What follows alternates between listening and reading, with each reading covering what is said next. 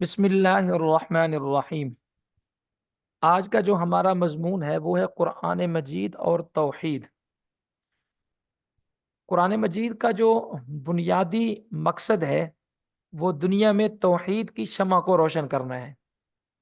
باقی احکامات وہ اپنی جگہ ان کی اہمیت ہے، لیکن ان تمام کے تمام احکامات کی اہمیت توحید کے بعد ہے۔ قرآن مجید نے جتنا زیادہ زور عقیدہ توحید پر دیا ہے، اتنا زیادہ زور کسی اور عقیدے پر نہیں دیا۔ ویسے تو قرآن مجید نے بنیادی طور پر تین عقیدے بیان کیے ہیں۔ ایک عقیدہ توحید ہے، ایک عقیدہ رسالت ہے، اور ایک عقیدہ قیامت ہے۔ یہ قرآن مجید کے بنیادی تین عقائد ہیں جس پر قرآن مجید نے متعدد جگہوں پر بار بار لوگوں کو مخاطب کر کے اس طرف توجہ دلائی ہے۔ ایک عقیدہ توحید کی طرف، دوسرا عقیدہ رسالت کی طرف، اور تیسرا عقیدہ قیامت کی طرف۔ ہم سب سے پہلے توحید کی تعریف دیکھ لیتے ہیں کہ توحید ہے کیا۔ تو توحید سے مراد یہ ہے کہ اللہ رب العزت اپنی ربوبیت میں اور اسماء و صفات اور افعال میں اکیلے اور خاص ہیں۔ ربوبیت کا مطلب کہ اللہ ہی خالق ہے، اللہ کے علاوہ کوئی اور خالق نہیں ہے۔ مالک، رازق اور متصرف صرف اللہ کی ذات ہے۔ مالک، رازق تو آپ سمجھ رہے ہیں، متصرف الامور یعنی دنیا کا نظام چلانے والا، وہ صرف اللہ رب العزت کی ذات ہے۔ اللہ رب العزت کی ذات کے علاوہ متصرف الامور، نظام کائنات کو چلانے والا کوئی اور نہیں ہے۔ اسی طرح اللہ رب العزت کی جو صفات ہیں، ان صفات میں بھی وہ اکیلا اور یکتا ہے۔ قادر اور مختار بھی ہے۔ قادر سے مراد کہ ہر چیز کی قدرت اللہ تعالیٰ کو حاصل ہے، اور مختار سے مراد یہ ہے کہ اختیارات جو ہیں سارے کے سارے اللہ رب العزت کے پاس ہیں۔ ان اختیارات کو استعمال کرنے میں اللہ رب العزت کسی کے محتاج نہیں ہے۔ اسی طرح عالم الغیب بھی اللہ ہی کی ذات ہے۔ اب عالم الغیب کہتے ہیں اس ذات کو جو بغیر کسی سبب کے ہر چیز کو جانتا ہو۔ غیب آپ بھی جانتے ہیں، غیب میں بھی جانتا ہوں، غیب فلاں بندہ بھی جانتا ہے، لیکن اس جاننے میں کسی سبب کو دخل حاصل ہوتا ہے۔ مثلا میں آپ کو جانتا ہوں، آپ کی جاننے کی وجہ کوئی ہو سکتی ہے، مجھے کسی نے بتایا ہوتا ہے، حالانکہ آپ میرے سے غیب ہیں، آپ میرے سے دور بیٹھے ہوئے ہیں، لیکن آپ کے بارے میں جانتا ہوں، لیکن اس میں درمیان میں کوئی سبب ہوگا، کوئی مجھے بتانے والا ہوگا، کسی نے مجھے آپ کے بارے میں انفارمیشن دی ہوگی۔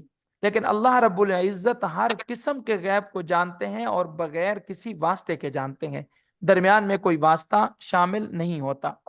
اسی طرح اللہ رب العزت کی ذات الحی القیوم بھی ہے۔ الحی کا معنی تو ہے ہمیشہ سے زندہ ہے اور ہمیشہ زندہ رہے گا۔ ایسا نہیں ہے جیسے ہماری حالت ہے کہ ہم ایک وقت میں زندہ نہیں تھے، پھر ہمیں زندگی ملی، پھر ہماری زندگی ختم ہو جائے گی۔ اللہ رب العزت ہمیشہ سے زندہ ہیں، ہمیشہ زندہ رہیں گے۔ اور قیوم کا معنی ہے ہمیشہ ہمیشہ ایک کائنات کو سنبھالنے والے، قائم رکھنے والے، وہ بھی اللہ رب العزت ہی کی ذات ہے۔ لازوال اور بے مثال بھی اللہ کی ذات ہے۔ اب اگلی چیز کی طرف چلتے ہیں ہم کہ اللہ کا ہمارے سے کیا مطالبہ ہے توحید کے ضمن میں۔ توحید کے ضمن میں اللہ کا ہمارے سے مطالبہ یہ ہے کہ تمام کی تمام دعائیں ہم اللہ سے کریں۔ دعا وندہ یعنی تمام کی تمام دعائیں ہم کس سے کریں؟ اللہ رب العزت کی ذات سے کریں۔ نظر و نیاز یعنی ہم جو اپنی کوئی مالی چیز پیش کریں بطور عبادت کے، تو وہ اللہ ہی کے لیے کریں۔ جیسے ہم کوئی خیرات کرتے ہیں، کوئی دیگ پکوا دیتے ہیں، کوئی بکرا ذبح کر دیتے ہیں، کوئی جانور ذبح کر دیتے ہیں، تو نظر و نیاز کا جو مستحق ہے وہ صرف اللہ رب العزت کی ذات ہے، کیونکہ نظر و نیاز یہ بھی عبادت ہی ہے، اور عبادت کا جو مستحق ہے وہ اللہ ہے، اللہ کے علاوہ کوئی اور عبادت کا مستحق نہیں ہے۔ اسی طرح اگلی چیز کی طرف چلتے ہیں ہم، استغاثہ اور وسیلہ۔ استغاثہ اور وسیلہ کا مطلب یہ ہے کہ ہم جو مدد مانگتے ہیں وہ بھی ہمیں صرف اللہ رب العزت کی ذات سے مانگنی ہے، کسی اور سے نہیں مانگنی۔ یاد رکھیں، یہاں مدد سے مراد وہ مدد ہے جو بغیر اسباب کے ہو۔ بغیر اسباب، ویسے تو مدد دیکھیں، میں کمپیوٹر سے بھی مدد لے رہا ہوں، آپ کو اس کے ذریعے سے میں پڑھا رہا ہوں، موبائل سے بھی مدد لے رہا ہوں کہ اس کے ذریعے سے ہم مختلف لوگوں کو فون کرتے ہیں، یہ مدد اسباب کے تحت ہے۔ اسباب کے تحت تو ہم نے ایک دوسرے کی مدد کرنی ہے، معاونت کرنی ہے، لیکن اسباب سے ماؤل ورا جو امداد ہے وہ صرف اللہ رب العزت ہی کر سکتے ہیں، کوئی اور نہیں کر سکتے۔ اسی طرح محبت ہے، محبت سے مراد عبادت والی محبت، اس کے بھی مستحق کے اول اللہ رب العزت ہیں۔ اسی طرح خوف ہے، خوف سے مراد عبادت والا خوف، الہ اور خدا والا خوف جو ہے وہ اللہ رب العزت کا ہے۔ ویسے تو محبت انسان کو ہوتی ہے، اپنے ماں باپ سے ہوتی ہے، والدین سے ہوتی ہے، بیوی بچوں سے ہوتی ہے، معاشرے میں کسی فرد سے، کسی چیز سے ہوتی ہے، لیکن وہ محبت عبادت والی محبت نہیں ہوتی۔ عبادت والی محبت کے مستحق صرف اللہ رب العزت ہے۔ اسی طرح خوف ہے، توکل ہے، بھروسہ ہے، اس سب کے جو مستحق ہیں وہ صرف اللہ رب العزت ہیں، توحید کے اعتبار سے اور عبادت کے اعتبار سے۔ قرآن مجید سے اس کی ایک دلیل ہم دیکھتے ہیں کہ مالک، رازق، یہ سب اللہ ہی ہے۔ قرآن مجید میں سورہ یونس کی آیت نمبر 31 میں، جہاں سے 11واں پارہ آدھا شروع ہو رہا ہے، اس کی آیت ہے قُلْ مَنْ يَرْزُقُكُم مِّنَ السَّمَاءِ وَالْأَرْضِ أَمَّن يَمْلِكُ السَّمْعَ وَالْأَبْصَارَ، کہہ دو کون ہے تمہارے رزق کا مالک، آسمان و زمین سے تمہیں رزق کون پہنچاتا ہے؟ کیا کوئی ہے جو مالک ہو تمہارے سننے کا، جو مالک ہو تمہارے دیکھنے کا؟ اور کون ہے جو نکالتا ہے زندہ کو مردہ سے، جیسا کہ زندہ بچہ مردے انڈے سے نکل آتا ہے؟ وَيُخْرِجُ الْحَيَّ وَيُخْرِجُ الْمَيِّتَ مِنَ الْحَيِّ، اور کون ہے جو نکالتا ہے مردہ کو زندہ سے، کہ انسان زندہ ہوتا ہے اس سے مردہ بچہ پیدا ہو جاتا ہے۔ وَمَن يُدَبِّرُ الْأَمْرَ، اور تمام اموروں کی تدبیر کون کرتا ہے، نظام کائنات جو چل رہا ہے آخر اس کو چلانے والا کون ہے؟ فَسَيَقُولُونَ اللَّهُ، تو یہ سب کے سب کہیں گے اللہ ہی ہے۔ فَقُلْ، پس آپ کہہ دیں، أَفَلَا تَتَّقُونَ، کیا تم ایسے اللہ سے تقوی نہیں اختیار کرتے؟ توحید کی تعریف کے بعد ہم چلتے ہیں توحید کی اقسام کی طرف۔ بنیادی طور پر توحید کی 3 اقسام ہیں: توحید ربوبیت، توحید الوہیت، توحید اسماء و صفات۔ توحید ربوبیت یعنی رب جو ہے وہ اللہ رب العزت ہیں، اللہ رب العزت کے علاوہ ہمارا کوئی اور پروردگار نہیں ہے۔ توحید الوہیت، ہمارے جو معبود ہیں جن کی ہم عبادت کرتے ہیں وہ صرف اللہ ہے، اللہ کے علاوہ کوئی اور ہمارا معبود نہیں ہے۔ توحید اسماء و صفات یعنی جو اللہ رب العزت کے نام ہیں وہ نام حقیقتاً اللہ کے لیے ثابت ہیں، اور جو اللہ کی صفات ہیں وہ صفات بھی حقیقتاً اللہ کے لیے ثابت ہیں۔ مثال کے طور پر اب یہ لفظ اللہ ہے، اب لفظ اللہ حقیقتاً یہ اللہ ہی کے لیے بولا جائے گا، اللہ کے علاوہ کسی اور کے لیے نہیں بولا جائے گا۔ اسی طرح خالق ہے، مالک ہے، غفار ہے، غفور ہے، یہ تمام کے تمام جو صفات ہیں یہ حقیقی معنی کے اعتبار سے اللہ رب العزت کے لیے خاص ہیں۔ البتہ اس میں یہ سمجھ لیں کہ اللہ رب العزت کے جو صفاتی نام ہیں ان میں کچھ نام تو ہیں جو اللہ کے لیے خاص ہیں، جیسے رحمان کا لفظ ہے اللہ کے لیے خاص ہے، ہم عبد الرحمان تو ہیں لیکن رحمان ہم نہیں ہیں۔ لیکن کچھ اللہ رب العزت کے صفاتی نام ایسے ہیں جو اللہ کے علاوہ دوسروں پر بھی بولے جا سکتے ہیں، جیسے رحیم کا لفظ ہے، رؤوف کا لفظ ہے، کریم کا لفظ ہے۔ یہ الفاظ جناب نبی کریم صلی اللہ علیہ وآلہ وسلم کے لیے بھی بولے جاتے ہیں، لیکن اس میں ایک بات ذہن نشین کرنے کی ضرورت ہے کہ اللہ رب العزت رحمان ہے، رحیم ہے حقیقت کے اعتبار سے، اور جناب نبی کریم صلی اللہ علیہ وآلہ وسلم الرحیم ہیں، رحم کرنے والے ہیں، وہ شفقت کے اعتبار سے ہیں کہ امت پر رحم کرتے ہیں، مشکل احکامات امت کے ذمے نہیں لگاتے، اور امت کے لیے ان کے دل میں ایک درد ہے۔ اور وہ رحمان کی جو صفت ہے، رحمان رحمت سے نکلا ہے نا، اور رحمت کا معنی ہوتا ہے اگلے کے دل کو متاثر کر دینا۔ جیسے آپ نے کسی کو دیکھا، آپ کو اس کے اوپر ترس آ گیا تو آپ کے دل کے اندر ایک کیفیت پیدا ہوئی۔ اللہ رب العزت اس طرح کی ہر کیفیت سے پاک ہے، اللہ رب العزت کو کوئی بھی چیز متاثر نہیں کر سکتی۔ متاثر ہونا یہ انسانوں کی صفات ہے، اللہ کی صفت مؤثر ہے، وہ متاثر کرتے تو ہیں لیکن کسی سے وہ متاثر ہوتے نہیں ہیں۔ یہ مطلب ہے توحید اسماء و صفات کا۔ اچھا، آگے چلتے ہیں ہم کچھ عنوانات کی طرف۔ پہلا ہمارا عنوان ہے کہ جناب نبی کریم صلی اللہ علیہ وآلہ وسلم کو کفار کے ساتھ کیا اختلاف تھا، آخر کون سی ایسی چیز تھی جو اختلاف کا سبب بنی؟ تو اس پر تفصیلاً گفتگو تو ہم نہیں کر سک رہے کیونکہ وقت بہت مختصر ہے، لیکن مختصراً میں اس پر عرض کر دیتا ہوں۔ حضرات انبیاء کرام علیہ الصلاۃ والسلام سے بڑھ کر اللہ تعالیٰ کی مخلوق میں نہ کوئی سچا آدمی پیدا ہوا اور نہ پاک باز۔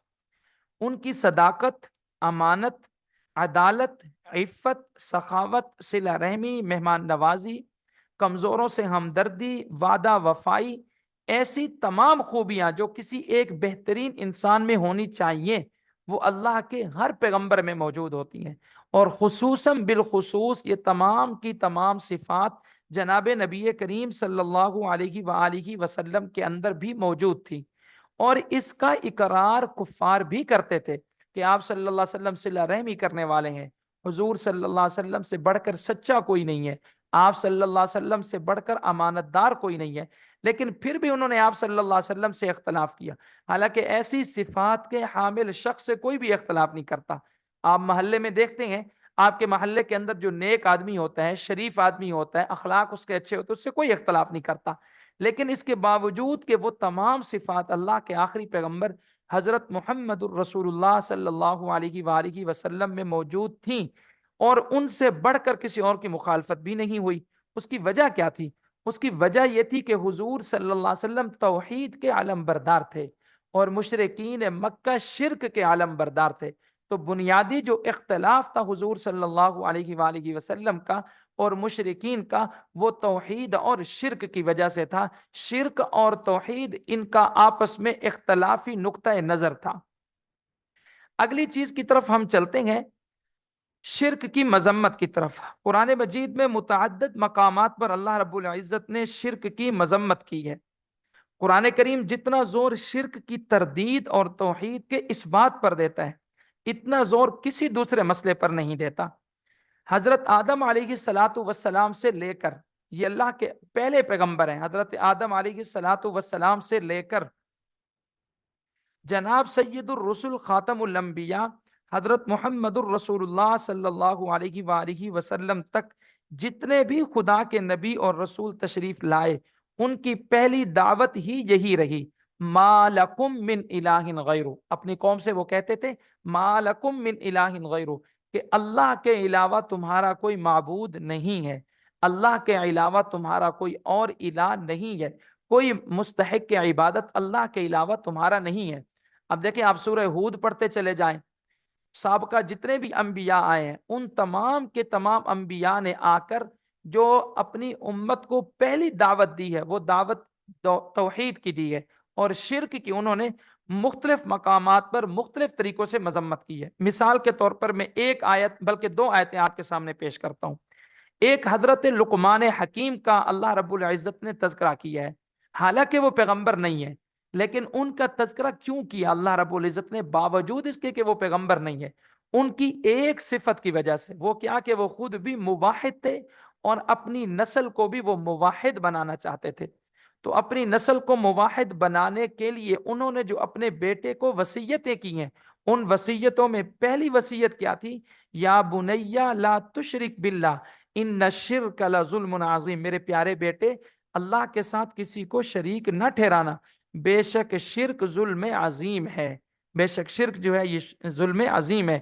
یہ سورہ لقمان ہے، اور سورہ لقمان میں اللہ رب العزت نے حضرت لقمان حکیم کے حوالے سے انہوں نے جو اپنے بیٹے کو وصیت کی تھی اس آیت کا تذکرہ کیا ہے۔ اسی طرح شرک کی مذمت بیان کرتے ہوئے قرآن مجید میں سورہ نساء کے اندر اللہ رب العزت نے ارشاد فرمایا ان اللہ لا یغفر ان یشرک بہ ویغفر ما دون ذلک لمن یشاء، کہ اللہ رب العزت شرک کے علاوہ تمام گناہوں کو معاف کر دے گا، لیکن شرک اللہ رب العزت معاف نہیں کرے گا۔ کیوں؟ وَمَن يُشْرِكْ بِاللَّهِ، کہ جو آدمی اللہ کے ساتھ شرک کرتا ہے فَقَدِ افْتَرَىٰ إِثْمًا عَظِيمًا، وہ اللہ کے ساتھ بہت بڑا جھوٹ باندھتا ہے، وہ اللہ پر بہت بڑا جھوٹ باندھتا ہے، اور اتنے بڑے جھوٹ کی معافی اللہ رب العزت نہیں دیتے۔ اب چلتے ہیں ہم تیسری چیز کی طرف۔ تیسری چیز کیا؟ کہ مشرک کی کوئی عبادت مقبول نہیں ہو سکتی، چاہے وہ عبادت کتنی بڑی ہی کیوں نہ ہو۔ اس پر قرآن مجید کی صرف ایک آیت آپ کے سامنے پیش کرتا ہوں۔ جب جناب نبی کریم صلی اللہ علیہ وآلہ وسلم کا اختلاف شروع ہوا کفار مکہ کے ساتھ، تو کفار مکہ نے دیکھا کہ مسلمان بھی عبادت کرتے ہیں، نماز پڑھتے ہیں، قربانیاں کرتے ہیں، حاجیوں کی خدمت کرتے ہیں، تو انہوں نے آپ صلی اللہ علیہ وسلم سے کہا کہ ٹھیک ہے تم لوگ نیکیاں کرتے ہو، یہ نیکیاں تو ہم بھی کرتے ہیں. اجعلتم سقایت الحاج وعمارت المسجد الحرام کمن آمن باللہ والیوم الاخر واقام الصلاة وآت الزکاة ولم یخش الا اللہ. کہ وہ کہنے لگے کہ یہ نیکیاں تو ہم بھی کرتے ہیں، مسجد حرام ہم نے تعمیر کی ہے، حاجیوں کو پانی ہم پلاتے ہیں. اب یہ کتنی بڑی عبادت ہے کہ اللہ کا جو سب سے پہلا گھر ہے مسجد حرام کعبۃ اللہ کی تعمیر وہ مشرکین نے کی ہے. اور مشرکین کہنے لگے کہ اتنی بڑی نیکی ہم کرتے ہیں. تو اللہ رب العزت نے ان کی اس نیکی کو بھی پس پشت ڈال دیا اور پھینک دیا اور ان کے منہ پر مار دیا کہ تمہاری یہ نیکی بھی اللہ کے ہاں قابل قبول نہیں ہے. اس لیے کہ کوئی بھی نیکی چاہے وہ چھوٹی ہو کوئی بڑی ہو وہ توحید کے بغیر قابل قبول نہیں ہے. اس لیے تمہاری یہ نیکی ہوگی بہت بڑی ہوگی لیکن عقیدہ توحید کے نہ ہونے کی وجہ سے تمہاری اتنی بڑی نیکی بھی اللہ کے ہاں قابل قبول نہیں ہے. اب چلتے ہیں اپنی چوتھی اور پانچویں چیز کی طرف. قرآن مجید میں دو الفاظ کا استعمال ہوا ہے. ایک لا تشرک باللہ کہ اللہ رب العزت کے ساتھ کسی کو شریک نہیں ٹھہرانا. اللہ رب العزت کے ساتھ کسی کو شریک نہ ٹھہرانے کے موقع پر اللہ رب العزت نے انبیاء کا تذکرہ کیا ہے. اور انبیاء میں خصوصاً حضرت یوسف علیہ الصلاۃ والسلام. حضرت یوسف علیہ الصلاۃ والسلام کو ہم دیکھتے ہیں کہ جب وہ جیل کے اندر ہیں تو جیل کے اندر جب ان کے دو ساتھی اور بھی جیل کے اندر انہوں نے خواب کی تعبیر پوچھی تو خواب کی تعبیر کے موقع پر حضرت یوسف علیہ الصلاۃ والسلام نے وہ تعبیر ان کو بعد میں بتائی. پہلے ان کو عقیدہ توحید سنایا اور فرمایا کہ لا نشرک بربنا احدا کہ اللہ کے ساتھ ہم. پہلے انہوں نے اپنے آباء و اجداد کا تذکرہ کیا. مثلا انہوں نے حضرت ابراہیم کا تذکرہ کیا، حضرت اسحاق کا، حضرت یعقوب کا. ان تمام کا تذکرہ کر کے فرمایا کہ میں اور میرے آباء و اجداد اللہ کے ساتھ کسی کو شریک نہیں ٹھہراتے. اچھا، اسی طرح قرآن مجید میں جناب نبی کریم صلی اللہ علیہ وآلہ وسلم کو کہا گیا کہ استغفر لهم او لا تستغفر لهم ان تستغفر لهم 70 مرة فلن يغفر اللہ لهم کہ ان مشرکین کے لیے آپ ایک مرتبہ نہیں بلکہ 70 مرتبہ بھی دعائے مغفرت کریں تو اللہ رب العزت باوجود اس کے کہ آپ اللہ کے آخری پیغمبر ہیں، آپ کا مقام اور مرتبہ بہت بلند ہے. بعد از خدا تو ای قصہ مختصر کہ اللہ کے بعد اگر کسی کا مقام و مرتبہ ہے تو وہ جناب نبی کریم صلی اللہ علیہ وآلہ وسلم ہے. اس کے باوجود اللہ رب العزت نے جناب نبی کریم صلی اللہ علیہ وآلہ وسلم کو ڈنکے کی چوٹ پر یہ بات سمجھائی کہ آپ بھی اگر ان کے لیے دعائے مغفرت کریں تو ہم آپ کی بھی دعائے مغفرت ان کے حق میں قبول نہیں کریں گے.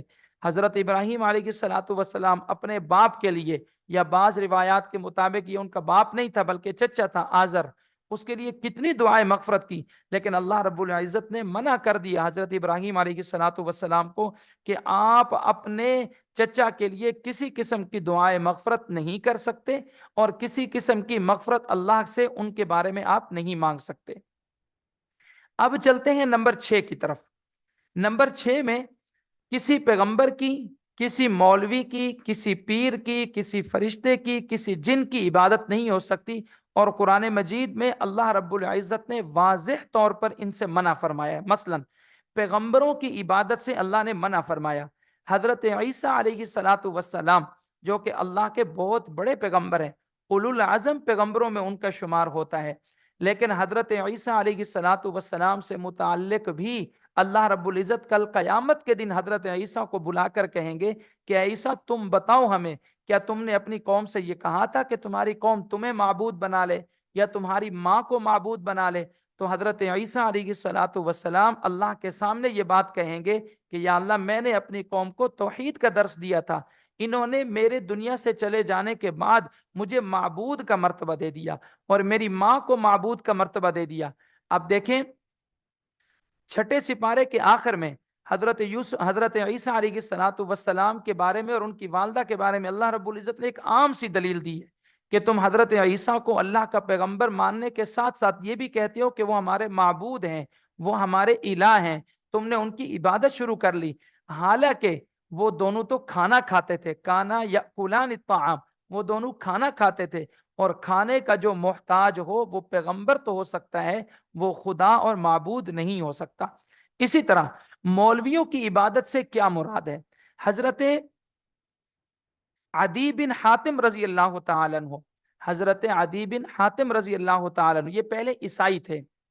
تو جب یہ آیت نازل ہوئی کہ عیسائیوں نے اپنے علماء کو اپنا معبود بنا لیا ہے، تو حضرت عدی بن حاتم رضی اللہ تعالی عنہ نے جناب نبی کریم صلی اللہ علیہ وسلم سے کہا کہ یا رسول اللہ صلی اللہ علیہ وآلہ وسلم، ہم نے تو معبود نہیں بنایا اپنے علماء کو، پھر قرآن نے ہمارے بارے میں یہ کیوں کہا ہے؟ تو اللہ رب العزت کے پیغمبر صلی اللہ علیہ وسلم نے حضرت عدی بن حاتم سے پوچھا کہ کیا تم اپنے علماء کو اور جو تمہارے رہبان ہیں ان کی حرام کردہ چیزوں کو حرام نہیں سمجھتے، ان کی حلال کردہ چیزوں کو حلال نہیں سمجھتے؟ تو فرمایا کہ ہاں ہم سمجھتے ہیں۔ تو فرمایا یہی تو شرک ہے، اس لیے کہ اللہ رب العزت کا یہ منصب ہے، کسی چیز کو حلال کرنا یا کسی چیز کو حرام کرنا یہ کسی اور کا منصب نہیں ہے۔ جب یہ منصب تم کسی اور کو دے دو گے تو گویا تم نے اللہ کے منصب پر کسی اور کو فائز کر دیا ہے، یہ شرک کہلائے گا۔ اسی طرح فرشتوں کی عبادت کرتے تھے، وہ فرشتوں کی عبادت مشرکین کیسے کرتے تھے؟ وہ فرشتوں کی عبادت کرتے تھے اور کہتے تھے کہ فرشتے اللہ کی بیٹیاں ہیں، تو اللہ کو کسی کی طرف بطور باپ کے منسوب کرنا یہ بھی شرک ہے، اس سے بھی اللہ رب العزت نے قرآن مجید میں منع فرمایا ہے۔ اور اسی طرح جنات کی عبادت، کیونکہ جنات جو تھے وہ کاہنوں کو اور جادوگروں کو غیب کی باتیں آ کر بتاتے تھے، جس کی وجہ سے وہ کاہن اور وہ جادوگر ان جنات کی عبادت شروع کر لیتے تھے۔ اس سے بھی قرآن مجید میں اللہ رب العزت نے متعدد مقامات پر منع بھی فرمایا، اور جنات کے ایک قافلے کا تذکرہ بھی سورہ جن کے اندر فرمایا کہ جب انہوں نے جناب نبی کریم صلی اللہ علیہ وآلہ وسلم سے قرآن مجید کو سنا تو انہوں نے بھی یہی کہا کہ لا نشرک بربنا احدا، آج کے بعد ہم اللہ کے ساتھ کسی اور کو شریک نہیں ٹھہرائیں گے۔ اچھا، یہاں پر ہمارے معاشرے میں ایک غلط فہمی ہے، جب عقیدہ توحید کو بیان کیا جائے تو معاشرے میں یہ آواز سننے کو ملتی ہے کہ پیغمبروں کی تو ہم عبادت نہیں کرتے، ہم تو اللہ کی عبادت کرتے ہیں، اور شرک یہ ہے کہ بتوں کی عبادت کی جائے۔ بتوں کی عبادت صرف شرک نہیں ہے، بلکہ شرک کی اور بھی بہت ساری اقسام ہیں۔ اور یہ بھی آپ یاد رکھیں کہ بتوں کی حقیقت کیا ہے۔ بت ویسے کوئی مورتی نہیں ہوتی، ویسے کوئی تصویر نہیں ہوتی، اس کے پیچھے بھی کسی بزرگ شخصیت کا، کسی پیغمبر کا، کسی ولی کا کوئی نہ کوئی کنسپٹ موجود ہوتا ہے۔ مثال کے طور پر اب یہ جو بت رکھے ہوئے تھے بیت اللہ کے اندر، ان میں سے کوئی بت جو تھا وہ حضرت ابراہیم علیہ الصلوۃ والسلام کی طرف منسوب تھا، ان کی شکل بنی ہوئی تھی۔ کوئی بت جو تھا حضرت عیسیٰ علیہ الصلوۃ والسلام کی طرف منسوب تھا۔ اسی طرح ہم ہندوؤں کے اندر بھی دیکھتے ہیں کہ ہندو جن بتوں کی عبادت کرتے ہیں وہ یہی کہتے ہیں کہ یہ تو بت ہی ہے، لیکن اس کے پیچھے ایک شخصیت گزری ہے، یہ اس شخصیت کا بت ہے، یہ اس شخصیت کی مورتی ہے، ہم اس کو واسطہ بنا کر ان کی عبادت کرتے ہیں۔ تو جس طرح اصل شخصیت کی عبادت منع ہے، ایسے ہی بتوں کی عبادت بھی منع ہے۔ لیکن اگر ایک شخص ہے وہ بت کی عبادت تو نہیں کر رہا لیکن قبروں کو سجدہ کر رہا ہے، وہ بت کی عبادت تو نہیں کر رہا لیکن پیغمبر کو معبود سمجھ رہا ہے اپنے عقائد کے لحاظ سے، مثلا وہ پیغمبر کے بارے میں کہتا ہے کہ پیغمبر عالم الغیب بھی ہیں، وہ پیغمبر کے بارے میں کہتا ہے کہ پیغمبر انسانوں سے ما الورا کوئی اور ہستی ہیں اور وہ اللہ کے اوتار ہیں، تو یہ بھی شرک ہی کے اندر آئے گا۔ اور یہ چیز ہمارے معاشرے میں بہت زیادہ ہے، اور معاشرے میں انتہائی پیار اور محبت کے ساتھ لوگوں کو حقیقتاً توحید سے روشناس کرانا یہ ہمارے معاشرے کا بہت بڑا کام ہے، جس کو کرنے کی اس وقت ہمارے معاشرے میں بہت ضرورت بھی ہے۔ اب چلتے ہیں ہم اپنے 8ویں عنوان کی طرف۔ کیا مشرکین عرب خدا کو نہیں مانتے تھے؟ اس کا جواب جیسا کہ میں نے پیچھے آیت بھی آپ لوگوں کے سامنے پڑھی ہے، قُلْ مَنْ يَرْزُقُكُم مِّنَ السَّمَاءِ وَالْأَرْضِ أَمَّنْ يَمْلِكُ السَّمْعَ وَالْأَبْصَارَ وَمَنْ يُخْرِجُ الْحَيَّ مِنَ الْمَيِّتِ وَيُخْرِجُ الْمَيِّتَ مِنَ الْحَيِّ وَمَنْ يُدَبِّرُ الْأَمْرَ فَسَيَقُولُونَ اللَّهُ فَقُلْ أَفَلَا تَتَّقُونَ۔ مشرکین عرب خدا مانتے تھے، اللہ کو مانتے تھے، لیکن پھر بھی وہ مشرک تھے، جیسا کہ قرآن مجید میں فرمایا وَلَئِن سَأَلْتَهُمْ، اگر آپ ان سے پوچھیں من خَلَقَهُمْ، ان کو پیدا کس نے کیا ہے، لَيَقُولُنَّ اللَّهُ، تو کہیں گے کہ اللہ نے۔ اسی طرح فرمایا وَلَئِن سَأَلْتَهُمْ مَنْ خَلَقَ السَّمَاوَاتِ وَالْأَرْضِ، آپ 20واں پارہ شروع سے پڑھیں، امن خلق السماوات والارض، اس میں مشرکین سے مختلف سوالات کیے گئے کہ تمہارا خالق کون ہے، تمہارا رازق کون ہے، آسمان و زمین کو پیدا کس نے کیا ہے؟ تو ان تمام مشرکین کا جواب یہی ہوتا تھا کہ ہمیں پیدا کرنے والے اللہ ہی ہیں۔ اب سوال یہ پیدا ہوتا ہے کہ وہ کیوں مشرک تھے جبکہ وہ اللہ کو اللہ مانتے ہیں، اللہ کو خالق مانتے ہیں، رازق مانتے ہیں، آسمان و زمین کا بنانے والا مانتے ہیں، پھر وہ مشرک کیوں ہیں؟ یہ سوال انسان کے ذہن میں کھٹکتا ہے۔ آخر کیا خرابی تھی ان میں کہ اللہ تعالیٰ اور اس کے آخری پیغمبر حضرت محمد صلی اللہ علیہ وسلم دونوں نے ان کو مشرک کہا؟ ان کے شرک کی وجہ، سبب اور علت کیا تھی؟ تو اس بات پر غور کرنے کی ضرورت ہے۔ مشرکین عرب کے شرک کی وجہ ضرور تلاش کرنی ہوگی، وہ کیوں اور کس وجہ سے مشرک ہوئے، ان کے شرک کی اصل وجہ انشاءاللہ وہ جب ہمیں معلوم ہو جائے گی تو ہمارے لیے بات کو سمجھنا آسان ہو جائے گا۔ اچھا، میں اس پر کچھ چیزیں ذکر کرتا ہوں۔ جیسے مشرکین زکوٰۃ بھی دیتے تھے، عقیقہ بھی کرتے تھے، عمرہ بھی کرتے تھے، اعتکاف میں بھی بیٹھتے تھے، جنابت کا غسل بھی کرتے تھے، ختنہ بھی کراتے تھے، مردوں کو قبروں میں دفن بھی کرتے تھے، سروں کے بالوں کی مانگ بھی نکالتے تھے، زمانہ جاہلیت کے اندر زیر ناف بال بھی وہ اتارتے تھے۔ اب دیکھیں وہ تمام کام جو آج مسلمان کر رہا ہے، وہ تمام کام وہ مشرک بھی کرتے تھے، لیکن اس کے باوجود اللہ رب العزت نے ان کو مشرک کہا ہے۔ آخر اس کی کوئی تو وجہ ہوگی، کوئی تو ایسا سبب ہوگا۔ تو یہاں آپ یہ بات ذہن میں رکھ لیں کہ دنیا میں جتنے بھی مشرک کسی زمانے میں گزرے ہیں، ان کا اس پر اتفاق رہا ہے کہ خدا تعالیٰ کی نہ صرف ذات ہی موجود ہے، بلکہ وہ زمینوں اور آسمانوں کا خالق اور تمام کائنات ارضی اور سماوی کا پیدا کرنے والا بھی ہے۔ وہی مدبر ہے، ہر چیز کا اختیار رکھنے والا بھی وہی ہے، مگر اس کے باوجود وہ اللہ تعالیٰ کے نیچے اور اس کے سامنے دوسری مخلوق کو بھی الہ مانتے تھے اور ان کی عبادت بھی کرتے تھے، لہٰذا وہ مشرک قرار پائے۔ اب وہ اللہ کو اللہ مان رہے ہیں لیکن عبادت ساتھ بتوں کی بھی کر رہے ہیں، نمازیں بھی پڑھ رہے ہیں، عبادت ساتھ وہ بتوں کی بھی کر رہے ہیں، زکوٰۃ بھی ادا کر رہے ہیں، حبل کے سامنے اپنا سر بھی وہ جھکائے ہوئے ہیں۔ تو یہ وہ سبب تھا جس کی وجہ سے ان کو مشرک کہا گیا۔ تو آج ہم دیکھتے ہیں کہ ایک مسلمان کلمہ بھی پڑھ رہا ہے، وہ دربار پر بھی جا رہا ہے، وہ کلمہ بھی پڑھ رہا ہے اور دربار والے سے اپنی منتیں بھی مان رہا ہے، اس کے سامنے نظر و نیاز بھی کر رہا ہے، اس کے نام کی دیگیں بھی وہ پکوا رہا ہے، اس کے نام کے وہ ختم بھی دلوا رہا ہے۔ تو اس میں اور آج کے مسلمان میں پھر کوئی فرق نہیں رہتا۔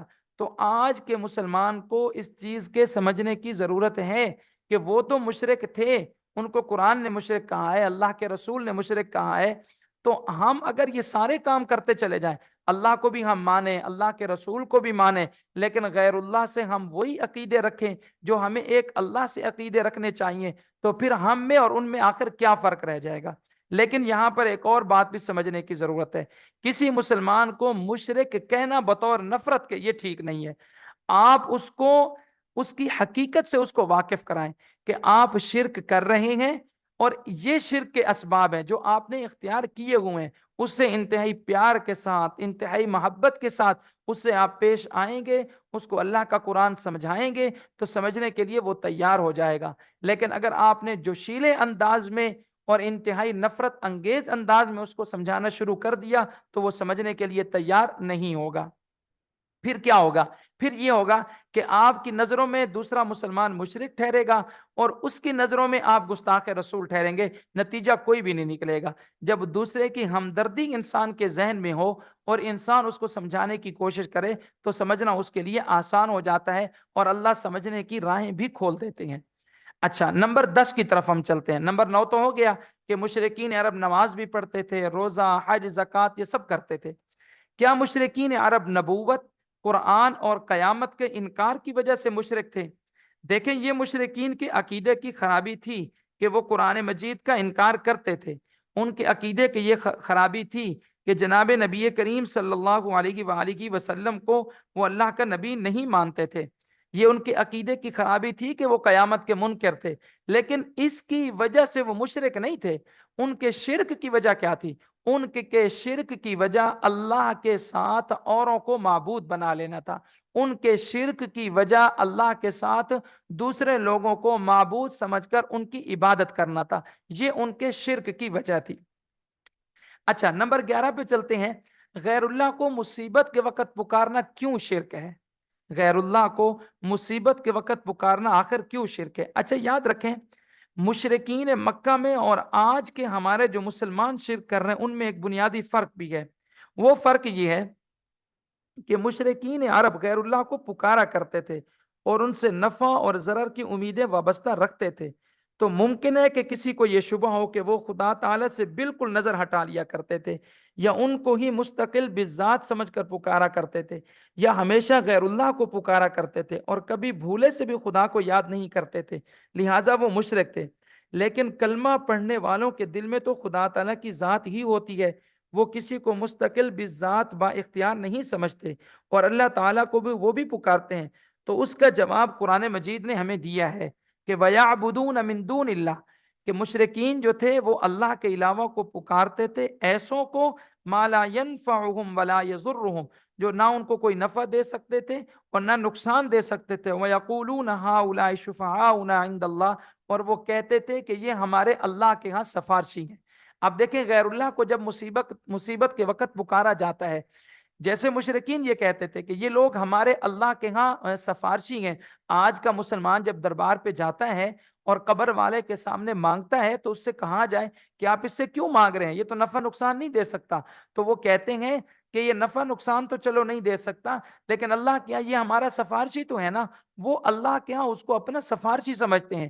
اور مشرکین مکہ بھی اپنے بتوں کو اللہ کے ہاں سفارشی ہی سمجھتے تھے، اور غیر اللہ کو مصیبت کے وقت پکارنا عین شرک ہے، کیونکہ قرآن مجید میں اللہ رب العزت نے متعدد مقامات پر مشرکین عرب کا یہ رویہ نقل کیا ہے کہ ان کا رویہ یہ تھا کہ وہ تو مصیبت کے وقت اللہ کو پکارتے تھے اور اللہ کو پکارتے تھے، مصیبت کے وقت مصیبت سے جب نکل جاتے پھر شرک شروع کر لیتے تھے۔